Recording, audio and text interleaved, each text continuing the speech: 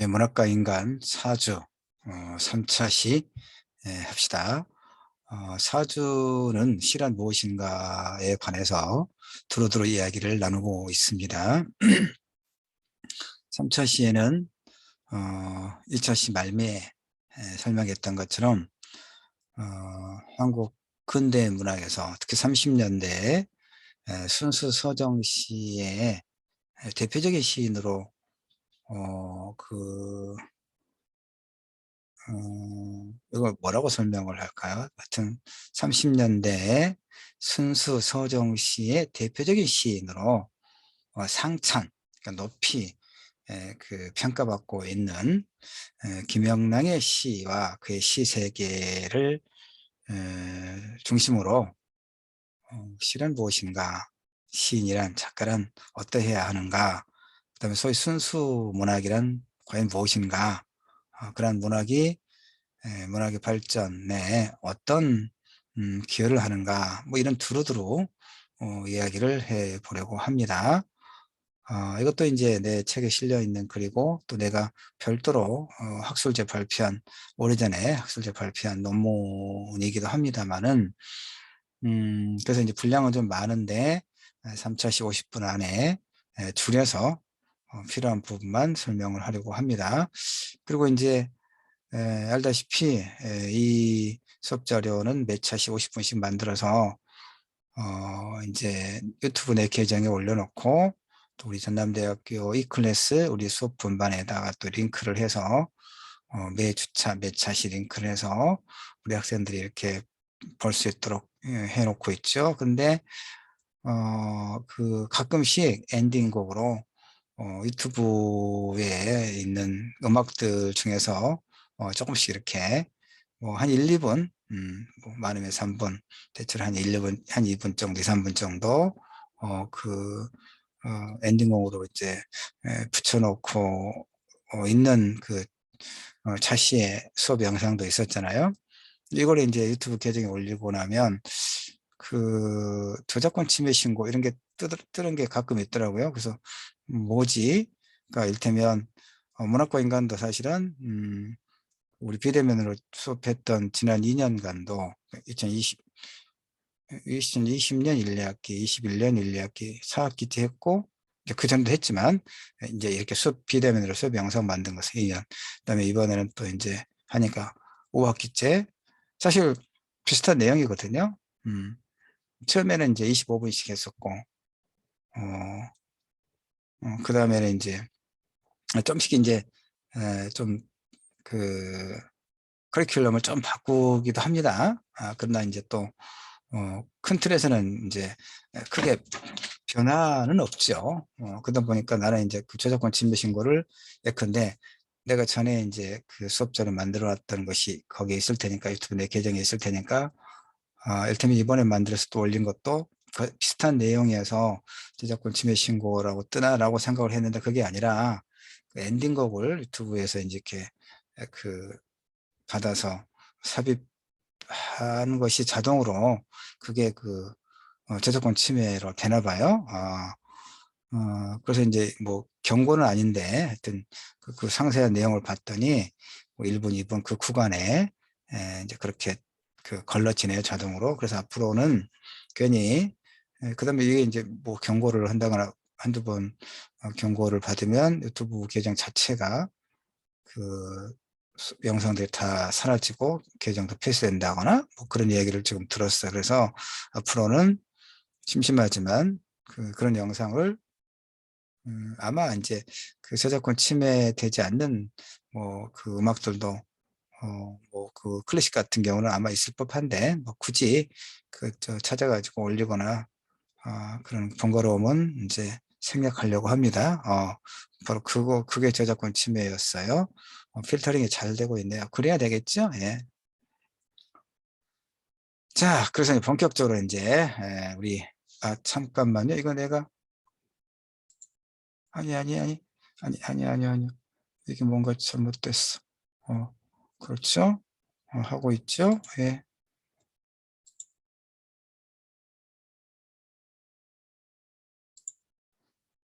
어, 예. 갑자기 그 또 순간적으로 기록이 되고 있는가를 확인하다가 그 잠시 공유 중지가 되어 그랬습니다. 약간 끊겼습니다. 다시 확인되니까 이상 없죠? 자, 봅시다. 이제 김영랑은 1930년에 간행된 시문학. 김영랑은 강진, 예, 남도답사 1번지 유홍준 교수 한참 그 유행했던 90년대 유행했던 남도답사 1번지 제일 앞에 나올 겁니다. 강진은 이제 김영랑의 고향이기도 하고 또 좀 가면 해남에는 고산 윤선도 그 귀향지고 그다음에 또 강진 자체는 정조대왕의 총애를 받던 누굽니까? 그 금방 또 이름이 그 다산 정약용 선생의 18년간 또 유배 생활했던 유배지도 있고 그렇죠. 하여튼 김영랑은 강진 출신입니다. 강진 가면 이제 전에는 이제 김영랑 그 문학관이 있었는데 그 시문학파 기념관을 확대 개편돼 가지고 있죠. 그 김영랑은 강진이 자랑하는 뛰어난 시인입니다. 나는 이제 좀 비판적으로 읽을 거예요. 예, 봅시다. 그래서 이제 하여튼 김영랑은 30년에 간행된 시문학을 통해 데뷔합니다. 문단에 나옵니다. 그래서 시문학의 발간을 주도한 사람은 박영철입니다. 우리 광주에 이제 그 지금 송정, 예, 광산구. 저는 이제 예전에는 광산군 송정읍, 송정리 그랬죠.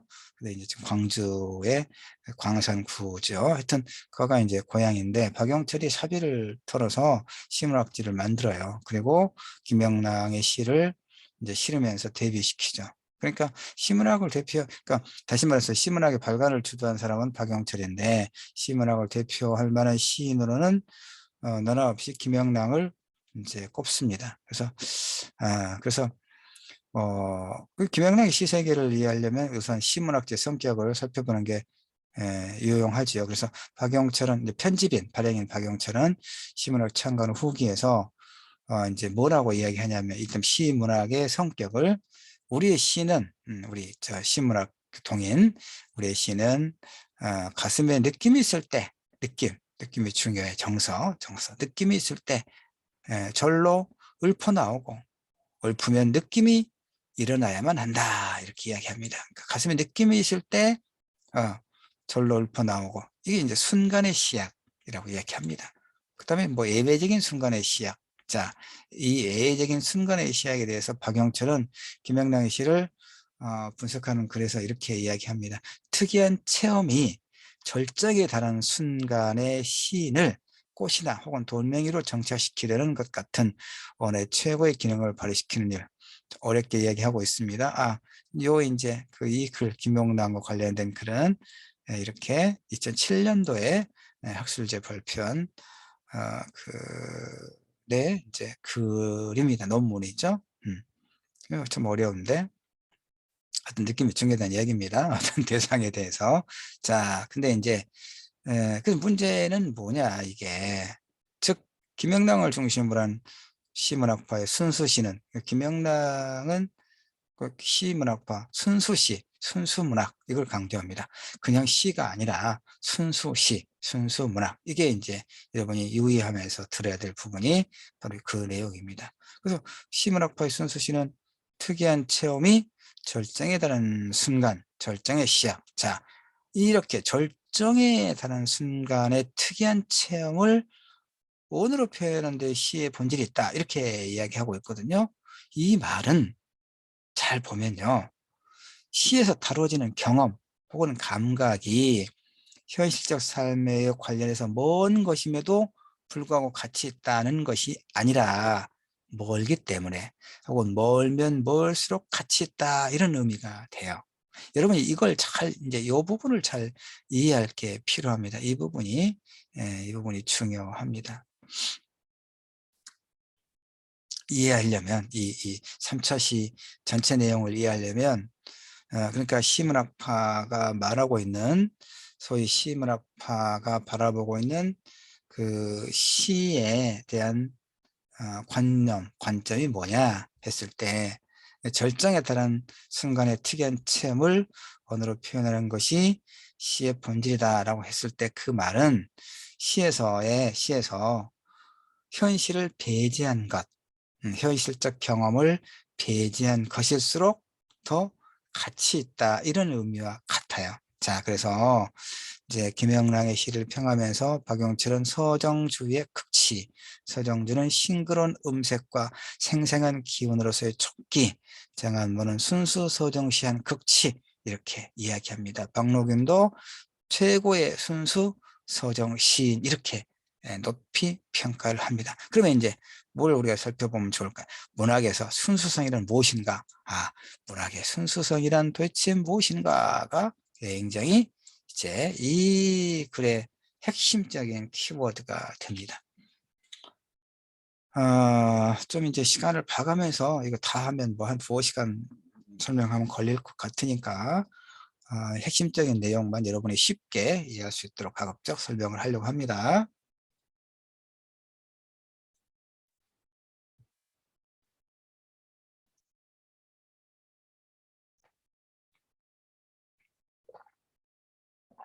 순수하다, 순수하다.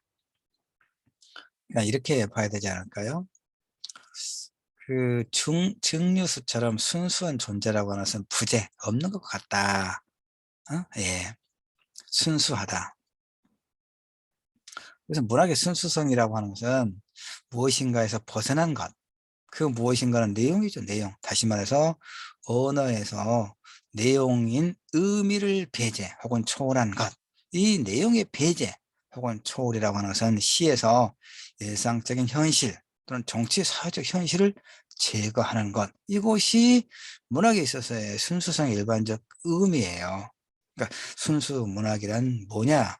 30년대 소설에서는 김동희, 시에서는 김영랑, 서정주, 이런 사람들입니다. 이런 사람들이 이제 나중에 그 미리 이야기하지만 뭐 김동희라든가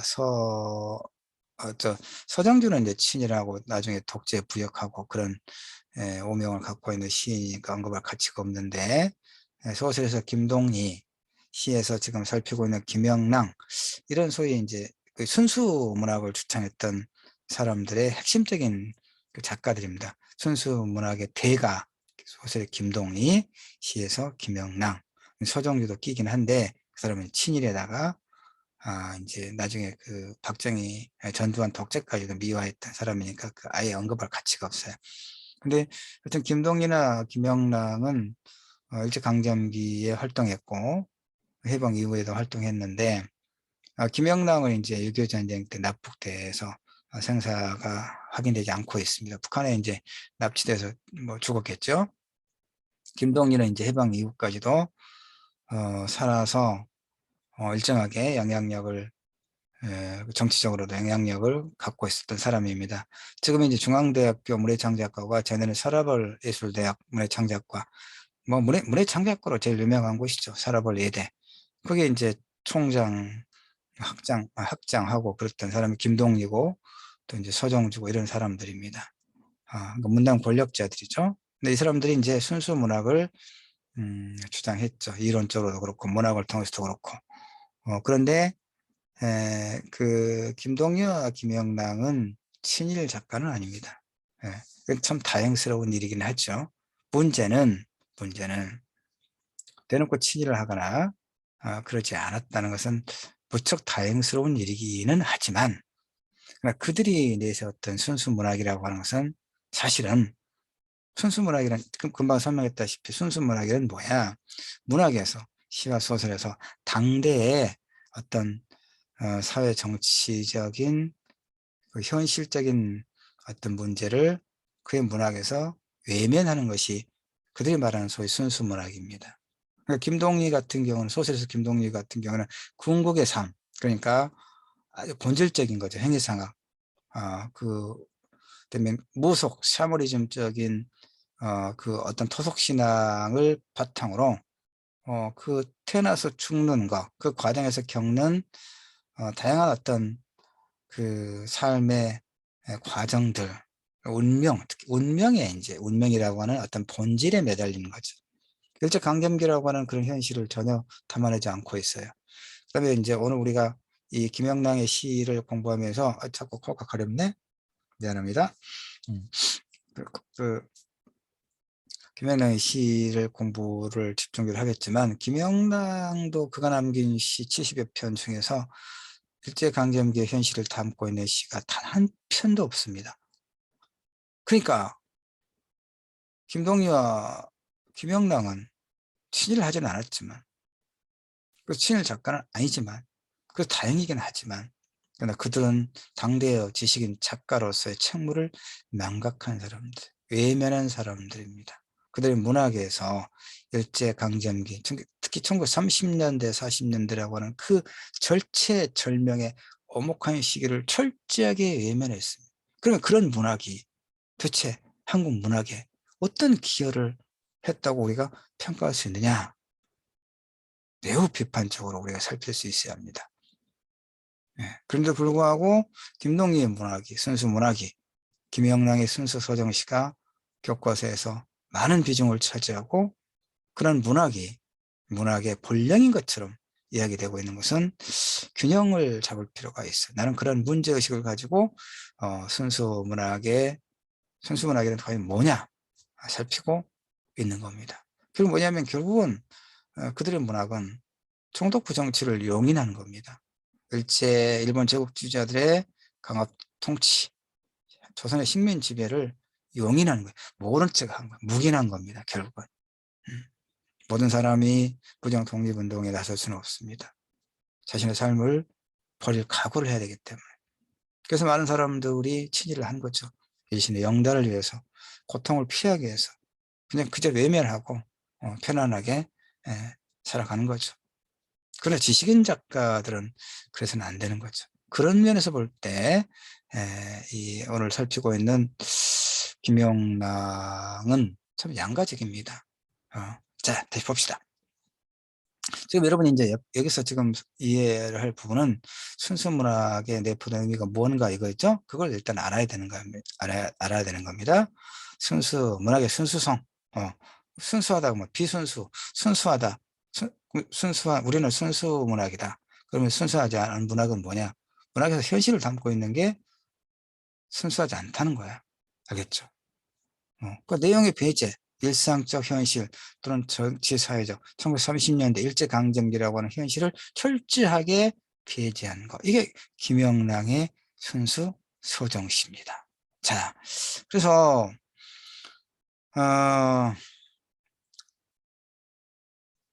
쭉 보면 이제 이런 이제 문제를 내가 제기합니다. 문학은 삶과 분리될 수 있을까, 여러분? 그러니까 이제 이런 겁니다. 한국에서 일제강점기부터 시작을 해서, 7, 80년대 엄혹했던 그 군사독재 시절을 거치면서 이제 어떤 논쟁들이 문학에서 불붙었냐면, 문학을 어떻게 바라볼 건가 이거죠. 그러니까 소위 순수문학을 주장하는 사람들은 문학은 어떤 본질을 추구해야 된다 이런 얘기입니다. 본질. 그 당대의 어떤 현실을 굳이 담지 않아도 된다. 그러니까 이제 이건 뭐 우리뿐만 아니라 소위 이제 서구에서도 순수 예술, 순수 문학, 그러니까 예술을 위한 예술, 그렇죠? 예술 지상주의라고 하죠. 근데 이제 나와 같은 사람들은 어떤 생각을 하느냐? 예술은 인간을 위해서,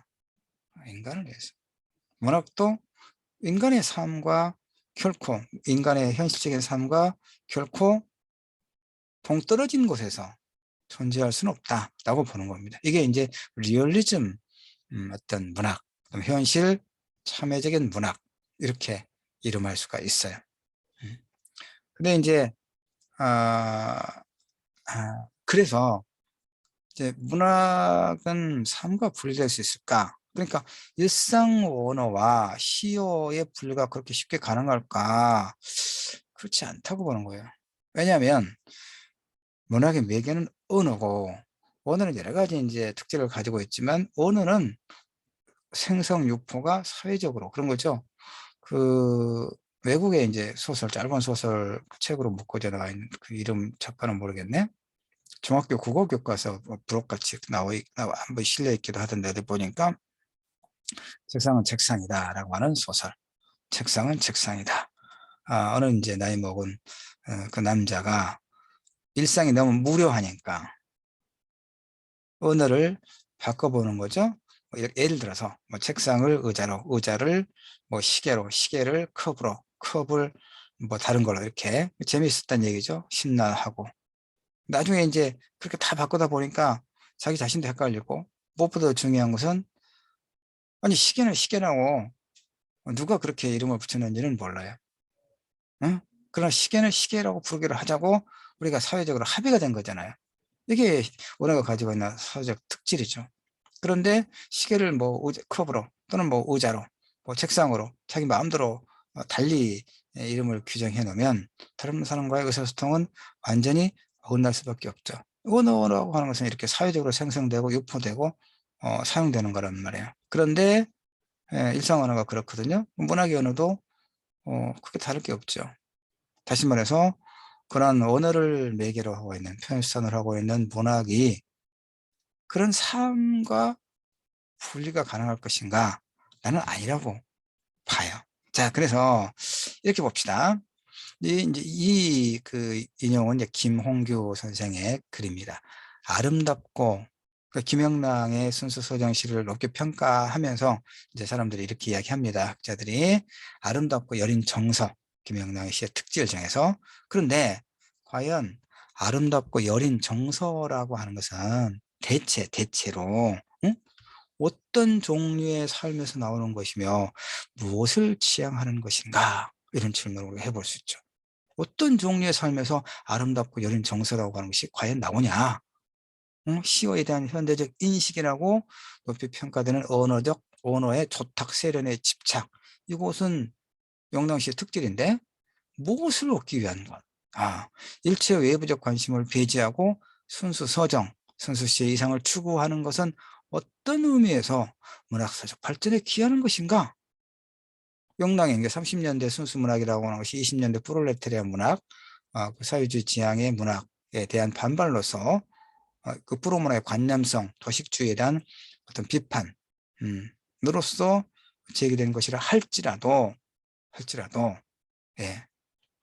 그래서 이 김홍규 선생의 이런 명랑시에 대한, 그다음에 또 이제 소위 말하면 순수 문학, 순수 시에 대한 이런 본질적인 비판에 나는 동의를 해요. 예.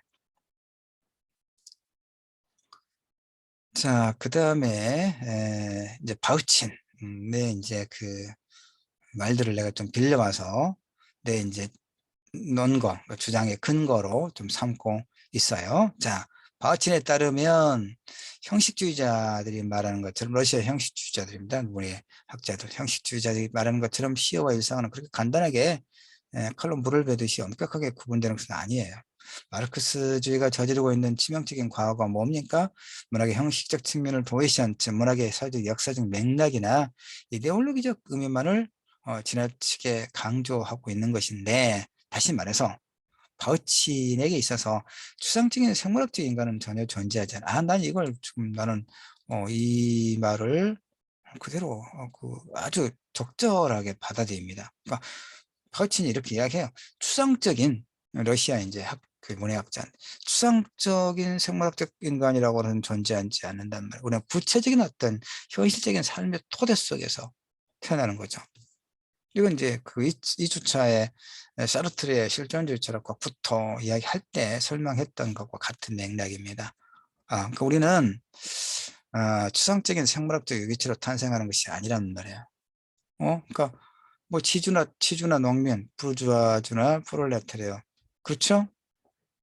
러시아인, 프랑스인, 일본인, 한국인. 그러니까 이건 우연이죠. 그야말로 우연. 예, 우연이죠. 20년대나 2000년대. 예. 여러분은 우리 이제 문학과 인간 수업을 듣는 우리 학생들은 뭐 1학년부터 4학년까지 쭉 있을 테니까 20세부터 뭐 군대 갔다 온 남학생 혹시 있다면 5, 6세까지 그렇게 있을까요? 27세, 뭐 말하면 25, 6세. 네. 몇 년생인가요, 그러면? 그러니까 무슨 얘기냐면, 이 주차에 내가 설명드려. 너는 했던 것처럼 우리는 어느 시기에, 어느 나라에, 어느 가정에서 태어날 것인가를 또 백인이나 흑인이나 황인이나 그다음에 그 여성이나 남성이나 어떻게 내가 태어나면 좋을까? 우리가 선택권이 전혀 없다는 얘기죠. 알겠죠? 그냥 그러니까 그런 어떤 추상적인 인간이 아니라 구체적인, 그러니까 21세기 남한의 광주의 여성으로, 그다음에 어떤 분의 어떤 부모의 가정으로 첫째 딸 혹은 막내 딸로 이렇게 태어나는 거죠. 이게 말이야. 이거 추상적인 생물학적 인간이 아니란 말이야. 그러니까 우리에게 필요한 것은 제2의 탄생, 그렇다는 그런 이야기입니다. 그러니까 사회적이고 역사적인 치역화만이 인간을 참된 존재가 되게 하고 그의 삶과 문화적 창조 내용을 결정한다. 이것도 어렵네.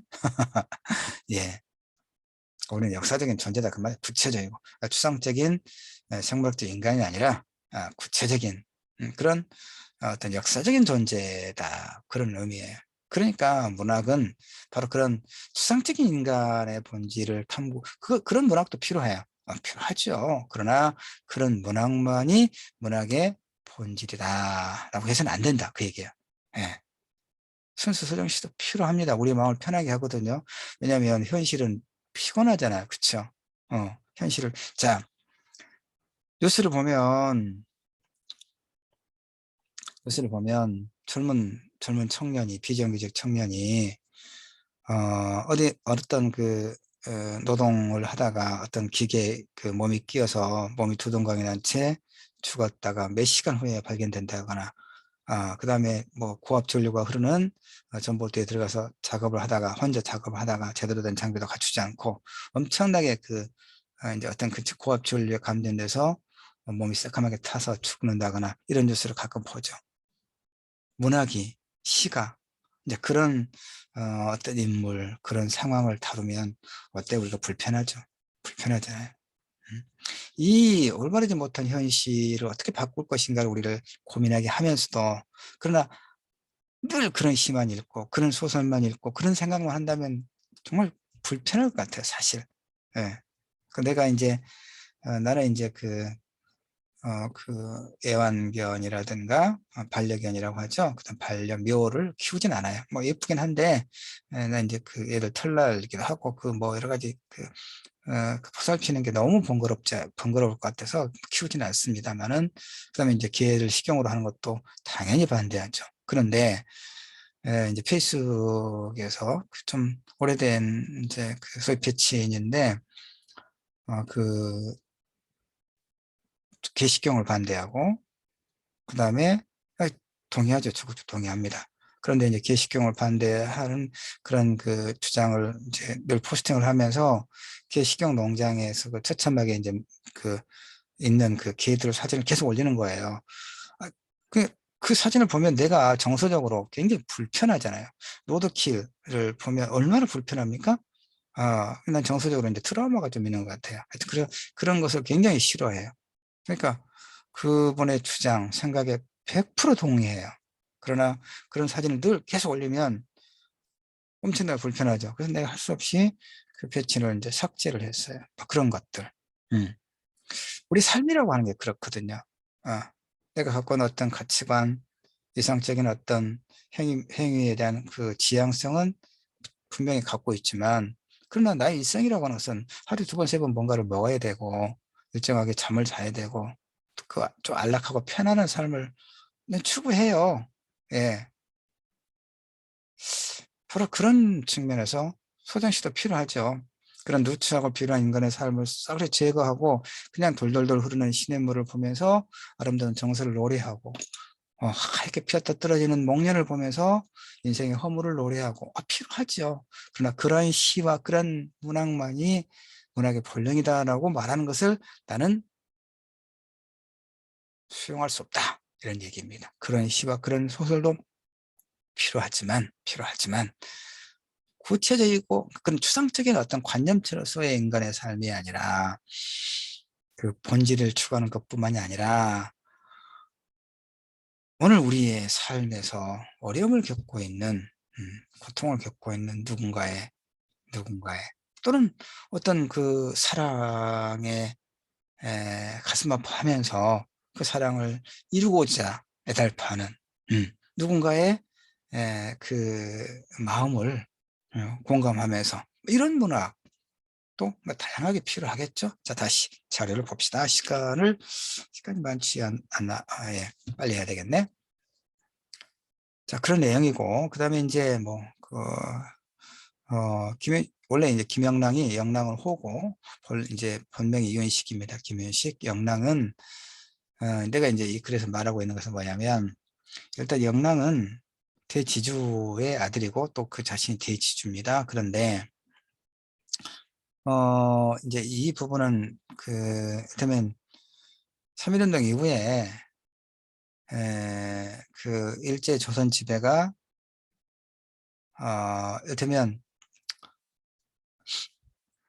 이야기가 정말 이제 그러니까 제국주의가 뭡니까? 우리가 일본 제국주의 자 시장을 자본주의 시장을 확대하기 위한 겁니다.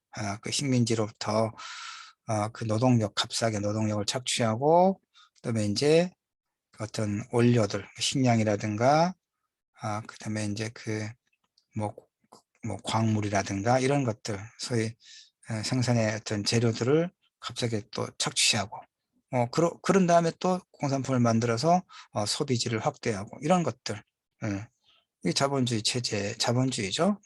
경제력과 건설력 앞세워서 조선을 식민지화하고 식민지인들을 강제 노동에 이제 착취하고 또 여러 가지 자원을 값싸게 헐값에 착취하고 그게 이제 제국주의의 속성이죠.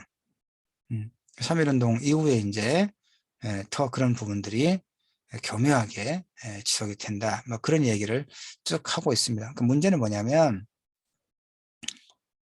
그래서 이제 특히 이제 토지 소작인들,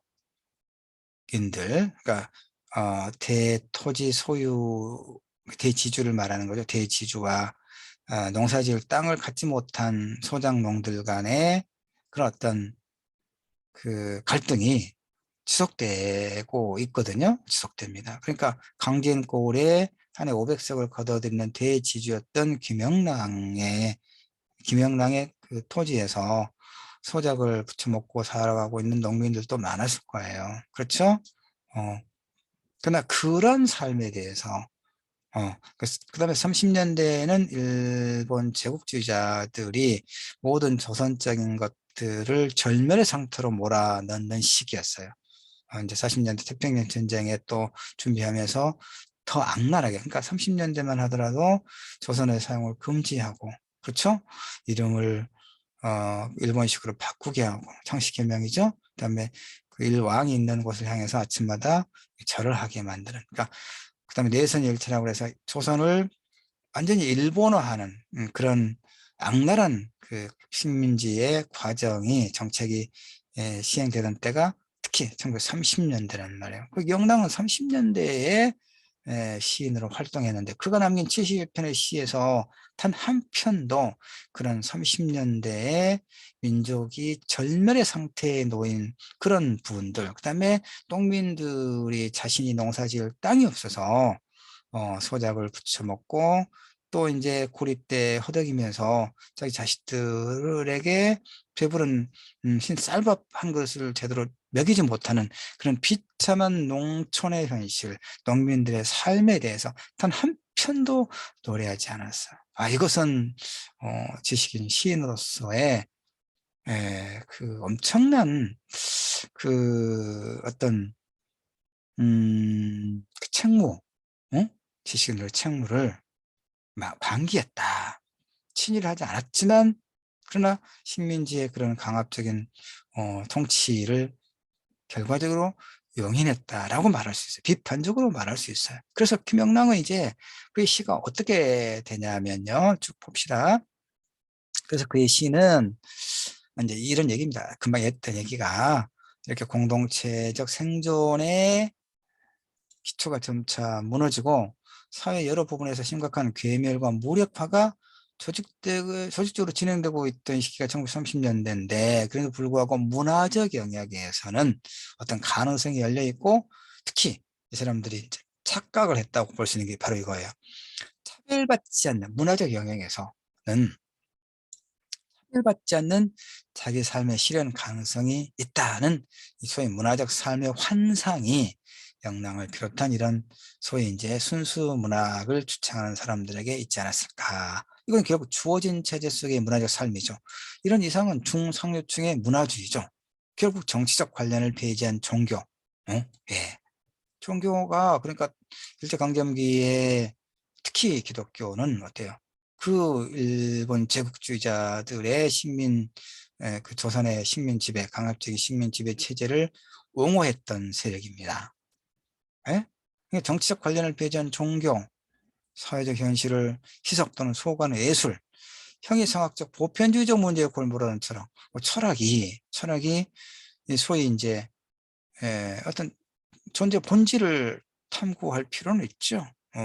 그러나 그건 못지않게 당대의 삶의 고통을 외면해서는 안 되는 거죠. 근데 오직 이런 것들, 그다음에 개인적 수양과 자기 억제를 강조하는 도덕의 필연. 자, 여러분 잘 보세요. 이거 일제 강점기 때만 그런 게 아닙니다. 군사 독재 시절에도 이런 현상이 굉장히 두드러집니다. 주어진 체제 속의 문화적 삶. 음. 명랑을 대표 시인으로 하는 시문학파 특징이라고 하는 것이 시형식 및 원어의 세련, 심의의 탐구. 그것이 우리 시의 현대적 성수에 귀했다. 이런 긍정적 평가도 있기는 있습니다. 다만 그것을 다른 측면에서 보자면 시에서 삶이 역사성을 배제하는 결과는 역사성을 배제하는, 그렇죠? 이걸 이제 분리주의적 경향이라고 말할 수 있습니다. 분리주의. 예? 시에서 문학에서 삶과 역사를 배제해 버리는 거. 예. 그래서 쭉 보면 이제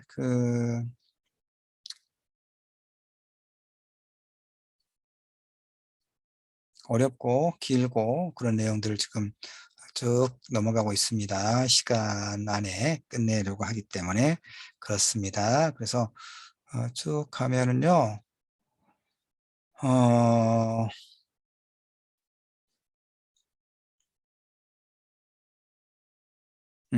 여기서부터 볼까요? 자, 이제 내 마음.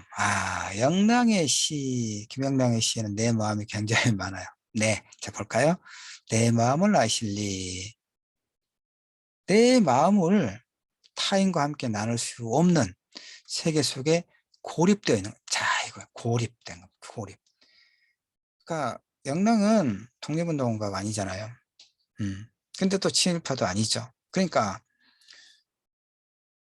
한해 500석을 거둬들이는 대지주로서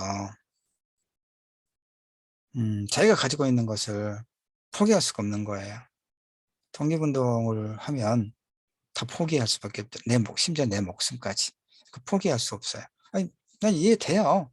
네, 충분히 이해돼요. 그런데 친일을 할 수는 없어. 왜? 지식인으로서, 작가적인 양심으로서 친일을 할 수는 없어. 그럼 어떻게 하냐? 자기 내부로. 자신을 둘러싼 외계는 엄혹하죠. 엄혹한 일본의 제국주의, 총독부 정치. 그러니까 외부에 대해서 눈을 감아버리는 거야. 그러니까 이게 중요해요. 사물을 말해요. 눈으로 보는 것은 리얼리즘이에요. 리얼리즘. 우리가 눈으로 세계를 보면 우리의 삶이 얼마나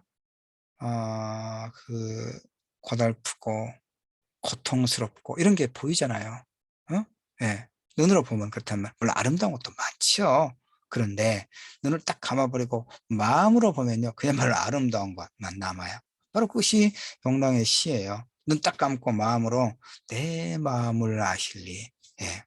내 마음을 날같이가 아실 리가 그런데 없죠. 그러니까 내 마음을 아실 리는 없어. 나 혼자 마음일 뿐이다. 이런 얘기죠. 이것을 외부 세계에 대한 적극적인 반항이나 극복보다는 동정, 수용, 도피, 외면을 삶의 수단으로 삼을 수밖에 없었던 자기 폐쇄적 인간형 영랑을 영랑은 그러니까 고통을 폐제의 방법, 그 폐제, 회피. 예, 고통과 무관하게 감미로운 감상의 정서를 자아내는 시적 세계를 설정함으로써 그런 현실을 외면하고 도피한 거예요. 자, 시를 봅시다. 이제 정한모 선생이 분석하고 있는데 영락이 남긴 시 70편 중에서 시어를 분석을 해보면 마음이 51건, 마음과 같은 뜻으로 쓰여진 가슴이 5건, 70편 중에서 56건이 마음이 든 마음. 그 다음에 나에 속하는 말이 61건. 우리는 단 한 건만, 그것도 일제강점기가 아니라 해방의 감격을 노래한 바다로 가자 해서. 그러니까 외계 소실과 폐쇄적 내면화가 영랑시의 뚜렷한 어떤 성격임을 코드 우리가 확인할 수가 있거든요. 돌담에 속삭이는 햇발, 내 마음을 아실리, 실비단 하늘을 우러러보고 바라보고 싶은 것은 눈이 아니라 마음이다, 이런 얘기입니다. 고립주의, 고립된 주관의 길. 경험적 현실과 시의 분리, 객관적 세계와 주관적 자 해체, 이것이 영랑시의 분리주의, 즉 순수주의적 모습은 그 대표적으로 꼽히는 모란이 피기까지 이뤄내서도 볼 수 있습니다. 이 수동적인 삶의 형식이다, 이런 얘기입니다. 수동적인 삶의 형식. 예.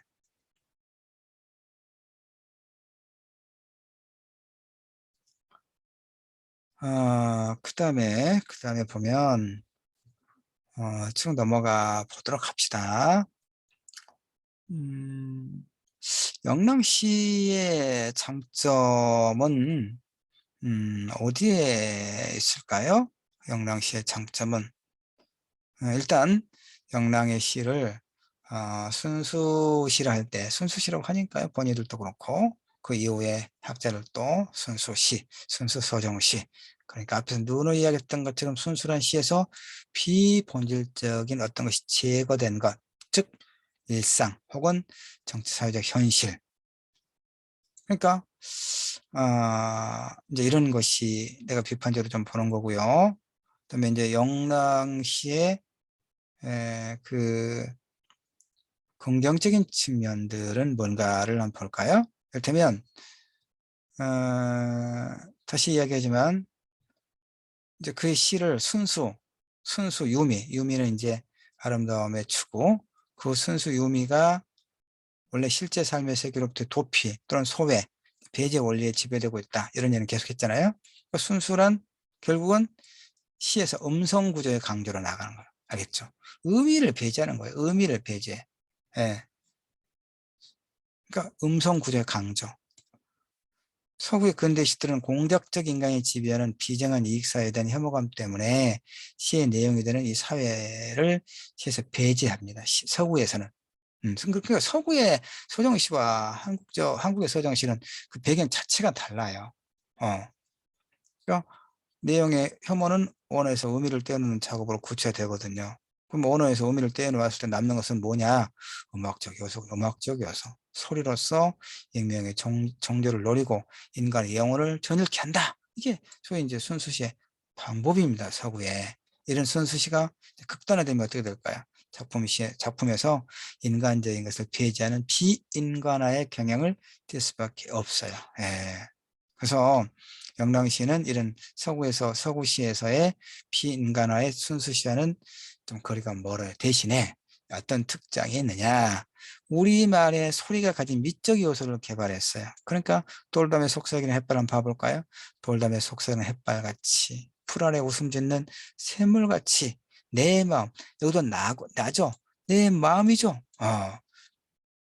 내 마음은 고요히 고운 봄길 위에 오늘 하루 하늘을 우러르고 싶다. 그러니까 결국 이 시는 리을 미음이죠. 돌담 리을 미음, 햇발, 풀 리을, 웃음 리을, 샘물 리을, 미음 리을, 이런 것들, 이런 거, 봄길, 그렇죠. 이렇게 하늘, 이렇게 리을 미음 등 유성음과 리듬의 반복을 통해서 순수 서정의 언어미를 잘 살리고 있는 그런 시입니다. 포, 포가 시를 미의 온율적 창조라고 했을 때 그런 의미에서 영락 없이 영랑의 시는 김영랑의 시는 영락 없는 순수시죠. 예. 시를 시답게 하는 것은 이 운율이죠. 운율. 다만 문제는 이 시에서 일제하에 삼위 현장성을 찾기는 불가능하잖아요. 그렇죠? 운율적으로라도 표현하지 않고 있어요. 만약 한영우는 님의 침묵에서 님, 그 님을 상실된 조국으로 은유화하고 있잖아요. 근데 이 영랑의 시에서는 일체 그런 것을 발견할 수가 없어요. 새학시 볼에 떠오르는 부끄럼같이 시의 가슴에 살포시 젖는 물결같이 이 시에서 삶의 현장성은 없죠. 삶의 현장성은 철저하게 폐지하고 있죠. 내 마음을 아실 리도 마찬가지. 예, 내 마음을 타인과 함께 나눌 수 없는 자아의 밀폐된 공간 속에 고립돼 있다 이런 얘기죠. 자, 그 다음에 이제 또 이제 소위 사행시, 예, 이런 어떤 율격을 이제 강조하고 있는 이런 시들, 예, 사행시. 근데 이런 형태의 시들이 그러면 어떤 의미가 있냐? 뭐 삼음보, 사음보. 이건 이제 우리 민족에게 익숙한 전통적 율격 구조의 하나. 고려가요라든가 서울의 시에서 쉽게 찾아볼 수 있는 역동적인 율격 구조를 취하고 있거든요. 끝없는 강물이 흐르네. 이런 수미상관의 구조. 이런 것도. 그래서 이제 포가 말하고 있는 좋은 시는 우선 그 형태가 짤막한 것이 한다라고 했을 때도 또 거기에 아주 걸맞는 그 순수 서정시의 그 형태를 보이고 있어요. 예. 다만 이 사행시 구조가 대단치 않은 사실이다. 무슨 의미가 있단 말이냐. 그게 무슨 의미가 있냐. 이렇게 이제 비판적으로 보기도 합니다. 그러니까 소위 순수 서정과 운율의 상관성을 한번 볼까요? 서정의 세계를 측량하기는 쉬운 일은 아닙니다. 이미지보다는 운율에 의해서 표현하는 것이 효과적이거든요. 그래서 음악을 운율 이렇게 이제 이야기하기도 하는데 좀 쭉 내려가야 되겠군요. 네, 너무 또 이렇게 전문적으로. 예, 이제 결론을 좀 내립시다. 시간이 거의 한 2분밖에 남지 않았으니까 쭉 넘어가서 정리를 합시다. 이제 자료 올려놓을 테니까 여러분이 한번 틈나면 읽어보기 바랍니다. 내가 애써 쓴 논문이고 굉장히 평가를 많이 받았던 글이기도 합니다. 여성의 이미지도 있고. 예, 그런데 결국은 어, 이제 그러니까 일제강점기, 우리에게서 일제강점기는 어떻습니까? 세계의 혐오감이 자기 혐오감을 압도한 시대. 이 말의 의미는 뭐냐면 그러니까 우리 개개인을 둘러싼 어, 그 현실이라고 하는 제국주의 지배 체제라고 하는 그런 것에 대한 혐오감이 그런 시대의 상황에 맞서지 못하는 개개인의 혐오감을 압도한 시대, 그러니까 폭력적인 세계다 그 말이에요. 쉽게 말하면 영랑은 초기시에서 감미로운 서정의 세계를 추구한 것 같이 보여요. 그런데 후기에 이르면 이런 세계 혐오감 때문에 결국은 시적 자아와 아무런 교섭도 허용하지 않는 고착되고 폐쇄적인 내면의 세계로 들어가고 맙니다. 그 시가 유리하게 짜여진 서정적 구도와 언어의 조탁에 힘입은 일정한 감동을 우리에게 주고 있음에도 불구하고 이게 아름답다는 어떤 느낌을 주거든요. 그럼에도 불구하고 시의 원어를 위해 있다고 할 수 없죠. 그럼 시는 누구를 위해서? 시 자체를 위해서 시를 감상하는, 그러니까 시를 읽고 어떤 느낌, 감동을 받는 독자들을 위해 존재한다고 볼 수 있죠. 1930년대 영랑이 시를 썼던 1930년대 독자는 누굽니까? 일제강점기를 살아냈던 조선 사람들이죠. 네. 그러니까 영랑의 시가 줄 수 있는 위안이란 뭘까요? 그 현실에 딱 눈 감고 아름다운 강물, 네, 떨어지는 꽃잎, 글쎄요. 얼마나 공소했을까요? 누군가에게는, 어떤 사람들에게는, 예. 그러니까 결국은 작가 역시 단순히 글을 쓰는 개인이 아니라 당대의 담론에 동참하는 사회적 정치적 존재란 말이에요. 그럼에도 불구하고 영랑이 이걸 이제 외면했다. 그건 볼 수 있죠. 그래서 아이쿠.